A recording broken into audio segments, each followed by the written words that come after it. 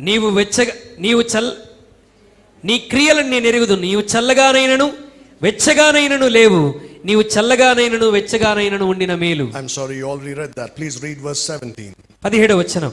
నీవు దౌర్భాగ్యుడవును, దిక్కును మాలిన వాడవును, దరిద్రుడవును, గుడ్డివాడవును, దిగంబరుడవై ఉన్నావని ఎరుగక నేను ధనవంతుడను, ధనవృద్ధి చేసుకుని ఉన్నాను, నాకేమీ కొదువలేదని చెప్పుచున్నావు. You know what is characteristic of this church?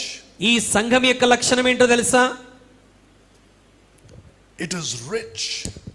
ఇది ఐశ్వర్యవంతమైన సంఘం. You know what they are saying? వాళ్ళు ఏమని చెప్తారు తెలుసా? We are rich.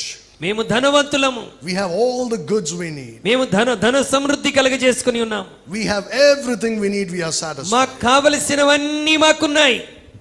You know what this church preaches? ఈ సంఘం ఏమని బోధిస్తుంది తెలుసా? Prosperity. ప్రాస్పెరిటీని, ఆశీర్వాదాన్ని, అభివృద్ధిని